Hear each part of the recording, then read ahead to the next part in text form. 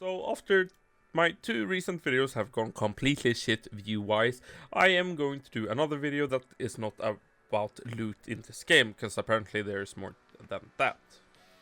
In today's video I want to talk about what will happen for Month of the Mad God 2022. I did a video like this last year I think, or at least I did one 2 years ago. And in this video I will just talk about the things we know for Month of the Mad God so far, and what I expect of DECA to do, and what I think the community hopes for in general. Before I go on with the video, check out my 4000 gold giveaway, it's in the description, check it out after you've seen the video. So first off, when will Month of the Mad God happen? Well, I've asked DECA, and I'm not sure if I'm allowed to say this, but they've said August to me. And I'm not sure if that's the end of August, mid-August, or at the start of August, but I think it will be like last year, around the 17th, 20th of August this year. So that is a move by DECA, I think, for them to be sure that everyone is home from their holidays and are able to spend some money in the game, because, you know, DECA wants to bring in some money during Month of the Mad God, especially since it's the biggest event on Month of Mad God all year along. The 18th of February we got a producer's letter from DECA talking about their vision for 2022, and they talked about some of the stuff Josh Strife Hayes took up in his 2 videos about Realm of the Mad God, which got a lot of traction in the MMO community, and we got some sneak peeks for the coming updates that we've already got, like the Mountain Temple rework and Lair of Draconis that we got this Easter.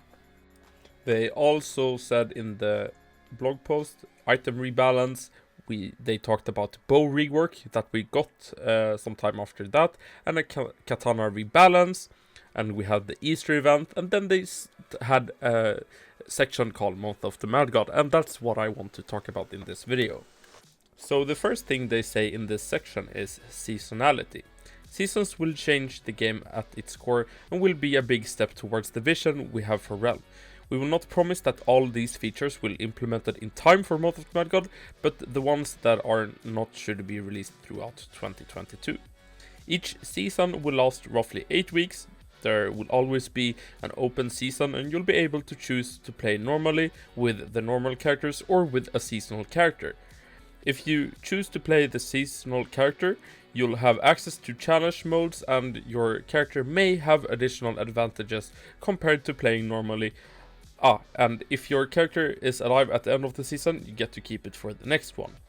So this is a little bit like the PPE mode everyone has been talking about for the last years, and asked DECA to implement in the game, and hopefully they will introduce this. Last year we had a lot of promises for that Month of the Mad God. We had enchantments on items, and they pushed back on some of the stuff because they couldn't finish on time. So they had to cut stuff and split the update into 2 different patches throughout Month of the Mad God. One at the start and one mid through.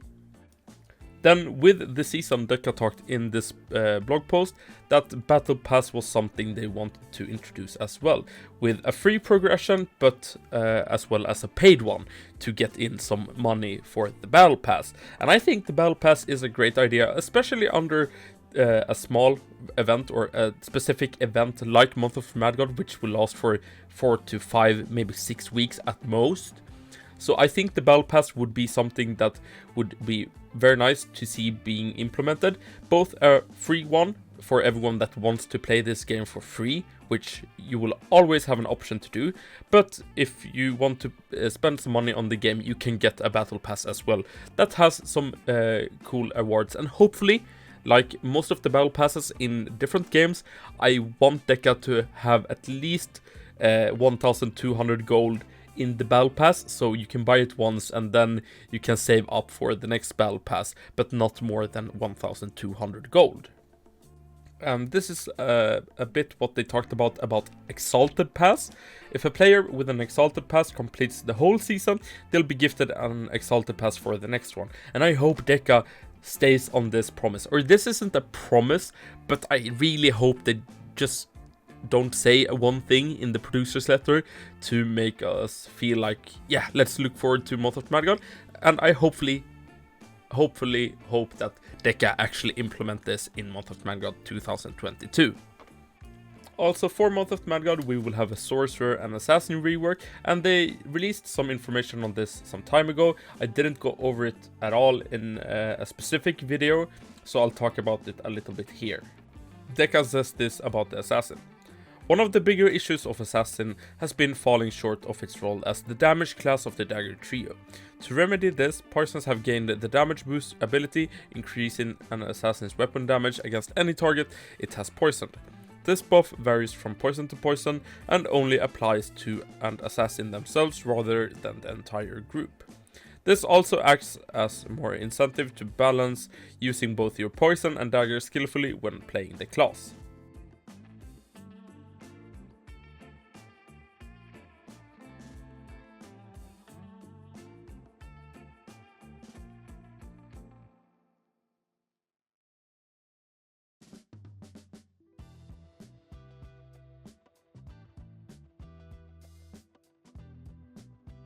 And this is what they say about the Sorcerer. With the reworks of Sorcerer's ability, we felt that its core ability was already a solid and unique effect. Rather than remove it entirely, we decided to expand on the Sorcerer's zone control capabilities with a new effect called Shock Blast, which marks a number of targets hits with your lightning and creates a damaging area of effect that can proc multiple times per cast and can stack with continuous cast of your ability. And we have a video of this I will show you here.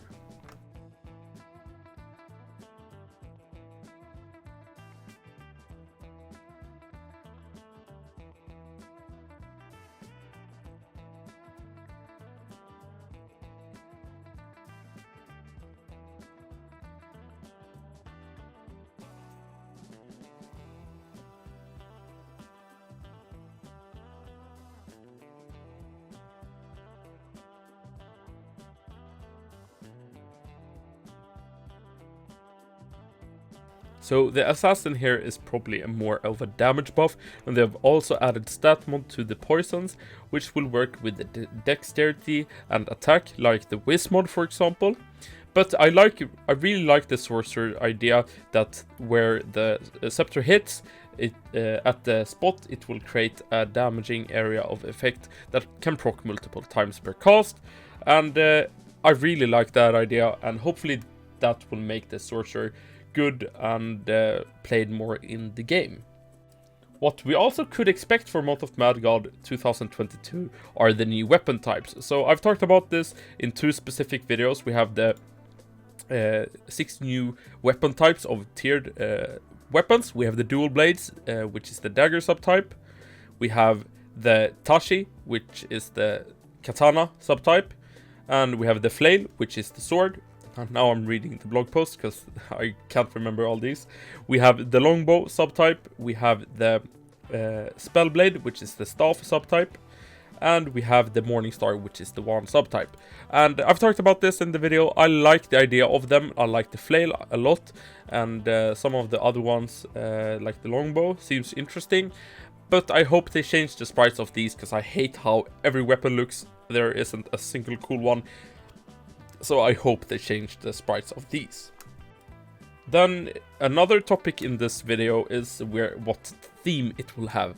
I'm not sure. We had the reconstruction, we have had the alien, we've had the antimony last year, and I'm not sure if I can get any information now this early about what the theme for Month of the Mad God will be, but hopefully it will be a nice continuation and an original idea from DECA. I liked last year's theme a lot, so hopefully something in that type with the antimony, wars between 2 sides or whatever that you can choose to pick a side from.